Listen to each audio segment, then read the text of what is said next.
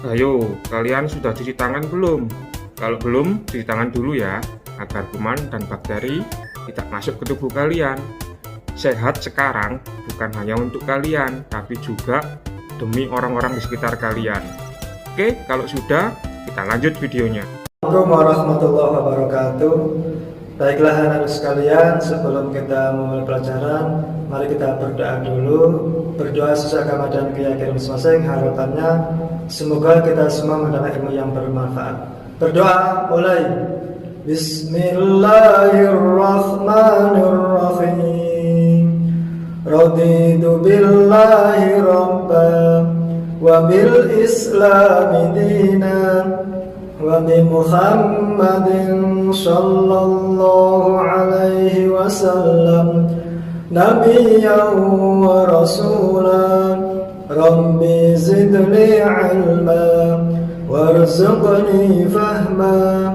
Rabbi shrah li sadri wa yassir li amri wahlul 'uqdatam min lisani yafqahu qawli. Amin ya rabbal alamin. Assalamualaikum warahmatullahi wabarakatuh.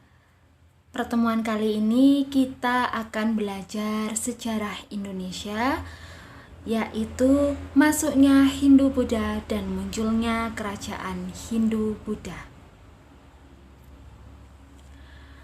Masuknya pengaruh budaya India. Nah, India adalah salah satu negara yang ternyata merupakan yang datang ke Indonesia pada waktu itu dan membawa pengaruh baik di bidang budaya maupun di bidang-bidang lainnya. Nah, di India mereka membawa lahirnya agama Hindu dan membawa lahirnya agama Buddha ke Indonesia. Lahirnya agama Hindu di India itu berkaitan erat dengan datangnya bangsa Arya. Jadi bangsa yang terkenal pada waktu itu yang menyampaikan agama Hindu ke Nusantara yaitu bangsa Arya. Mereka berasal dari dataran tinggi Deccan di India sana, dekat dengan lembah Gangga dan lembah Indus. Bangsa Arya ini menganut agama Hindu yang sifatnya yaitu politeisme, yang berarti menyembah banyak dewa. Beberapa dewa yang terkenal mereka sebut sebagai Trimurti, yang artinya yaitu Brahma, berarti dewa pencipta, Wisnu yang berarti dewa pemelihara, dan Shiva yang berarti dewa perusak.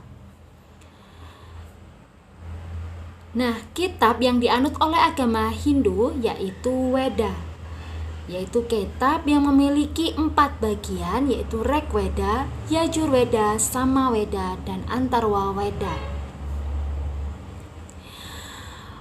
Umat Hindu memiliki kepercayaan bahwasannya Sungai Gangga merupakan air yang dianggap suci yang mampu menyucikan dosa-dosa. Nah, sedangkan pada agama Buddha di India, mereka menganut ajaran Siddhartha atau biasa disebut juga dengan Buddha Gautama. Dia adalah seorang raja dari kerajaan Kapilawastu yang dibawa oleh bangsa Cakya. Berbeda dari agama Hindu tadi yang dibawakan oleh bangsa Arya, tetapi agama Buddha lahir di Nusantara dibawakan oleh bangsa Cakya yang sama-sama berasal dari India.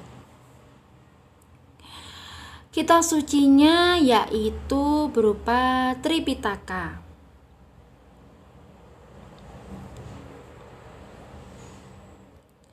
Tripitaka ini dalam bahasa Sanskerta berarti Tri itu 3 dan Pitaka artinya keranjang. Nah, Waisak adalah bulan perayaan atau bagi agama Buddha.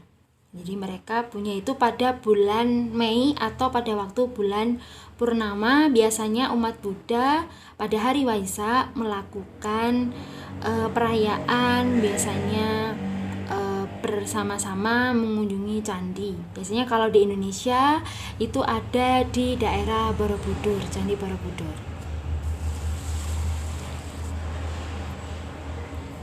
Lahirnya agama Hindu di India akhirnya membawa sebuah nilai atau sistem kasta ya pada masyarakat Nusantara yang mereka bagi menjadi 4, yaitu kasta Brahmana, kasta Ksatria, kasta Waisya, dan kasta Sudra. Kasta Brahmana dianggap sebagai kasta tertinggi karena mereka merupakan golongan dari orang-orang yang ahli filsafat, para pemikir, dan pemimpin agama Hindu. Sedangkan kasta Ksatria merupakan golongan atau masyarakat orang-orang yang berupa bangsawan, orang-orang pemerintahan, orang-orang pertahanan, merupakan kasta Ksatria. Yang ketiga yaitu kasta Waisya, merupakan golongan para pedagang, pemilik modal, petani kaya, itu merupakan kasta Waisya. Yang keempat yaitu kasta Sudra. Jadi golongan atau orang-orang masyarakat yang bekerja sebagai petani, peternak, para pekerja, buruh ataupun budak. Lahirnya agama Buddha justru membawa 3 ajaran yang ada di dalam Tripitaka, kitab Pitaka. Ada 3 yaitu Sutta Pitaka, Vinaya Pitaka, dan Abhidharma Pitaka. Sutta Pitaka itu berisikan himpunan ajaran agama Buddha yang mana berupa percakapan antara Buddha dengan beberapa orang muridnya yang melakukan meditasi dan peribadatan. Sedangkan Vinaya Pitaka berisikan tata hidup setiap anggota biara atau sangha, yaitu anggotanya yang menganut agama Buddha tersebut. Yang ketiga yaitu Abhidharma Pitaka, berisikan ajaran terhadap orang-orang yang terpelajar yang merupakan lanjutan dari Vinaya Pitaka yang berisi tata hidup atau tatanan bagaimana cara hidup di dalam masyarakat dengan keyakinan yang dimiliki. Nah, masuknya pengaruh Hindu Buddha ke Indonesia akhirnya menghasilkan 4 teori. Yang pertama dibawa oleh proses masuknya agama Buddha, yang kedua dibawa oleh proses masuknya agama Hindu. Pada agama Buddha maka menghasilkan sebuah ajaran yang disebut Dharma Duta. Nah, jadi penyebaran mengenai perdagangan, mengenai agama, syiar-syiar agama itu dibawa oleh agama Buddha. Sedangkan yang dibawa oleh agama Hindu di Nusantara menghasilkan 4 teori tadi, yaitu teori Waisya yang mengatakan bahwa kalau sesuatu yang berhasil itu adalah orang-orang yang mendatangkan Hindu ke Indonesia adalah orang-orang dari kasta Waisya, yaitu para pedagang gitu. Tetapi berbeda dengan teori Ksatria yang mengatakan bahwa kedatangan agama Hindu ke Indonesia itu dibawa oleh para bangsawan, oleh para prajurit yang pada waktu itu berdatangan ke Indonesia. Tetapi berbeda lagi dengan teori Brahmana yang mengatakan bahwa agama Hindu bisa masuk ke Indonesia itu karena orang-orang dari kasta Brahmana, orang-orang ilmuwan, orang-orang yang berpendidikan gitu. Tetapi dari kasta teori Sudra mengatakan bahwa agama Hindu di Indonesia itu dibawa oleh orang-orang buangan, oleh para Buddha, ya, oleh orang-orang seperti itu yang berdatangan ke Indonesia untuk mengubah kehidupannya. Sedangkan yang kelima ada teori arus balik. Teori ini menganggap bahwasannya yang berperan dalam menyebarkan Hindu di Indonesia adalah orang Indonesia itu sendiri, gitu ya. Nah, semua kembali kepada kita yang meyakini seperti apa. Nah, berikutnya selain pengaruh sistem kemasyarakatan, tatanan pola hidup masyarakatnya, ternyata budaya Hindu-Buddha juga masuk ke dalam corak-corak kepemerintahan kerajaan yang berdiri di Indonesia pada waktu itu.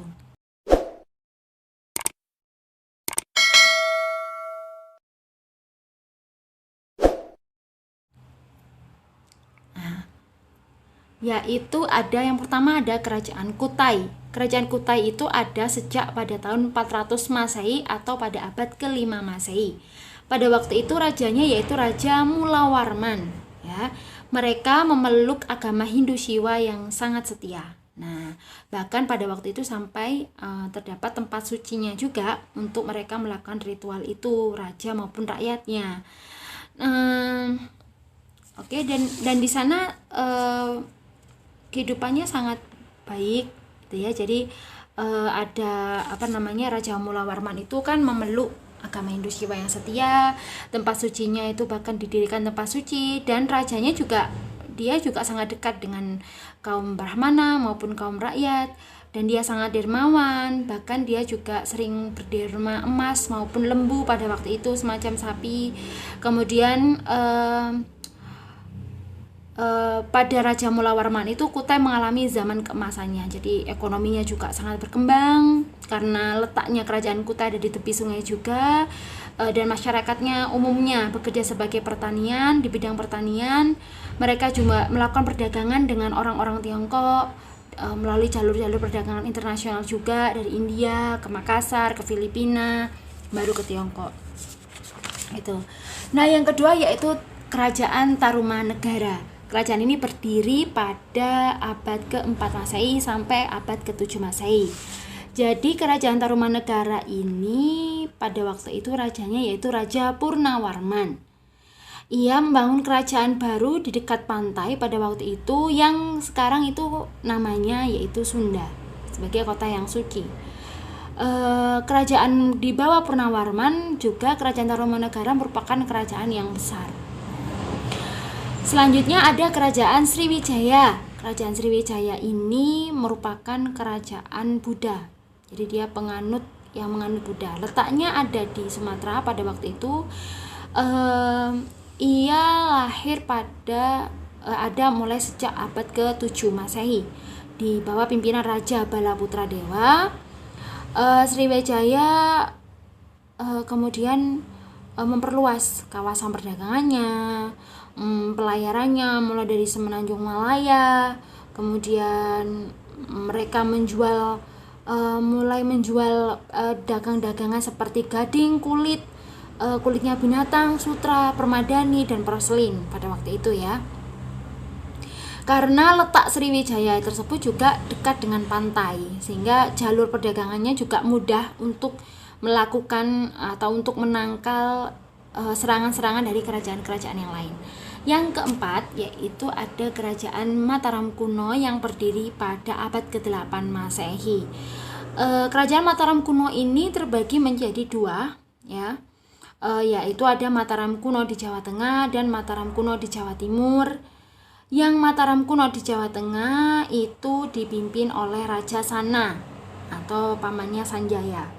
Pada waktu itu sama sistem pemerintahnya juga, mereka juga menjalin hubungan ternyata dengan kerajaan-kerajaan di seberang lautan seperti Sriwijaya, Thailand, India, Balitung. Pada bidang-bidang yang lainnya juga mereka saling bekerja sama, saling berkompromi. Sedangkan pada Kerajaan Mataram kuno di Jawa Timur dipimpin oleh Empu Sindok yang membangun kerajaan itu bersama dengan Raja Airlangga pada waktu itu. Mereka mendirikan Kerajaan Panjalu atau Kerajaan Kediri dan Jenggala gitu. Jadi pada Mataram kuno yang ada di Jawa Timur atau biasa disebut sebagai Medang Kamulan itu dipimpin oleh Raja Airlangga yang kemudian ia membagi kerajaannya menjadi dua, yaitu Kerajaan Panjalu atau Kediri dan Jenggala. Kerajaan Kediri kemudian muncul pada tahun 1444 Masehi.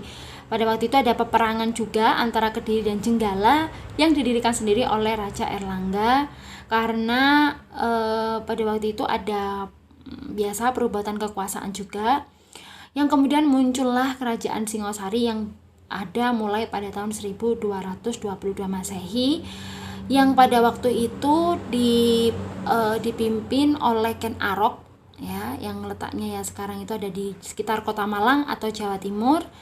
Ia terus memperluas wilayahnya sampai ke wilayah Asia Tenggara, dan sampai kerajaan Singosari ini juga sempat menahan serbuan tentara Mongol yang dipimpin oleh Kaisar Kublai Khan. Kemudian lanjut yaitu kerajaan Majapahit. Nah, kerajaan Majapahit ini adalah kerajaan yang ketujuh yang ada letaknya di Mojokerto, yang sampai sekarang ada pusatnya di Museum Trowulan sebagai bukti bahwasanya dulu pernah ada masyarakat dari kerajaan Majapahit, berdiri pada tahun 1294 oleh Raden Wijaya. Kemudian terus Raden Wijaya dibunuh oleh Jayakatwang. Kemudian Majapahit dipimpin oleh Kertarajasa. Dalam kepemimpinannya itu sering terjadinya kekacauan, sering terjadi pemberontakan. Akhirnya kerajaan Majapahit mencapai puncak kejayaan pada masa Raja Hayam Wuruk dengan patihnya yang terkenal yaitu Patih Gajah Mada. Nah, Hayam Wuruk ini adalah Patih Gajah Mada ini merupakan patih yang setia sekali dengan rajanya. Mereka saling memiliki satu visi yang sama terhadap untuk mempersatukan wilayah Nusantara, sampai akhirnya terdengar ucapan yaitu Sumpah Amukti Palapa yang dilakukan oleh Gajah Mada. Gajah Mada sendiri fungsinya sebagai patih yaitu sebagai tata pemerintahan dan tata perang. Jadi dia memiliki strategi. Nah, kemudian Gajah Mada wafat yang kemudian disusul oleh rajanya Hayam Wuruk. Berikutnya kebudayaan Hindu-Buddha di Indonesia. Pengaruh kebudayaan Hindu-Buddha di Indonesia itu melalui oleh berbagai macam aspek. Ada kepercayaan atau agama, pemerintahan atau politik, kesenian, dan kebudayaan maupun pendidikannya. Pada bidang keagamaan, Hindu-Buddha membawa pengaruh agama, yaitu bukan agama, melainkan kepercayaan animisme dan dinamisme.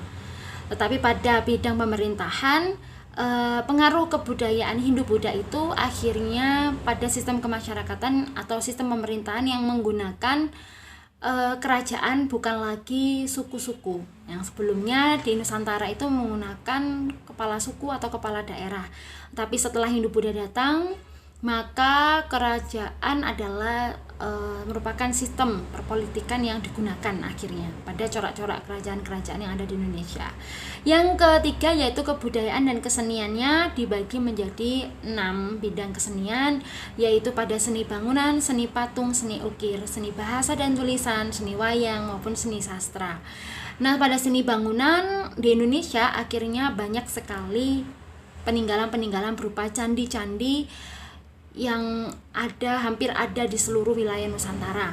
Kemudian patung, biasanya pada seni patung maka ada patung-patung, peninggalan-peninggalan patung yang dianggap sebagai dewa, sebagai tempat untuk memuja, yang ini berkaitan dengan kepercayaan animisme dan dinamisme pada waktu itu. Pada seni ukir juga pertama kali hadir pada relief di dinding-dinding candi, yang sampai saat ini itu adalah merupakan sesuatu yang luar biasa karena pahatannya itu bukan hanya sekedar pahatan untuk keindahan atau estetika, melainkan memiliki cerita pada masa lampau pada waktu itu. Nah, yang keempat yaitu bahasa dan tulisan. Seninya mereka bahasanya menggunakan Sanskerta dan tulisannya menggunakan tulisan Pallawa. Oleh karena itu di Indonesia maupun di negara-negara Asia Tenggara, hampir seluruhnya aksara yang digunakan itu memang aksara-aksara Melayu. Jadi ada kesamaan-kesamaannya walaupun tidak sama persis.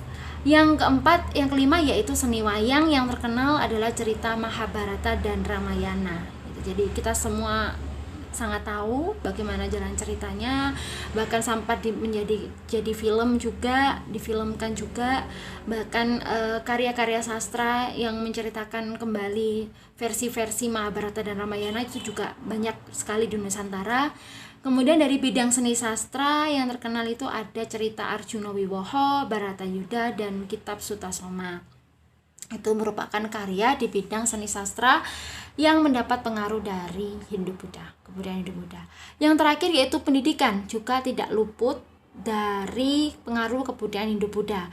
Pada bidang pendidikan, pengaruhnya itu lebih sederhana karena pada waktu itu sistem pembelajaran atau sistem pendidikan di Indonesia di Nusantara sangat mengedepankan sisi keagamaan, yang mana dari sisi itu kemudian masuk ke nilai-nilai yang ada di masyarakat itu, sehingga lebih kuat tertanamnya walaupun sederhana. Kemudian berikutnya pengaruhnya juga secara nilai pada masyarakat juga ada secara teritorial atau geografisnya, ya, letak-letaknya mana yang mendapat pengaruh Hindu, mana yang mendapat pengaruh Buddha.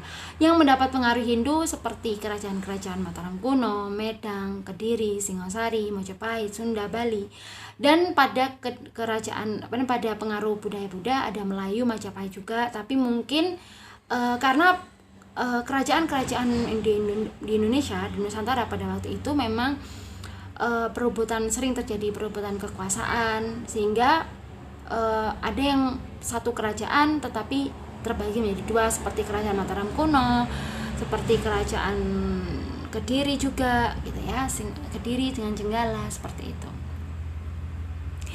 Oke, anak-anakku, semoga ilmunya kali ini bermanfaat. Terima kasih. Jangan lupa untuk mengerjakan tugas yang telah Ibu berikan di website SMK Yepenas Gempol. Semoga bermanfaat. Assalamualaikum warahmatullahi wabarakatuh. Salam olahraga, salam sehat. Jangan lupa memakai masker setiap kali berkegiatan di luar rumah. Dan gunakan masker untuk menutupi hidung dan mulut kalian. Contohnya seperti ini. Oke guys. Bagaimana dengan pembelajaran hari ini? Sukses selalu, tetap semangat. Jangan lupa jaga kesehatan, pakai masker, selalu cuci tangan, dan jangan lupa jangan keluyuran kemana-mana. Tetap di rumah saja, bantu orang tua. Jangan lupa ibadah.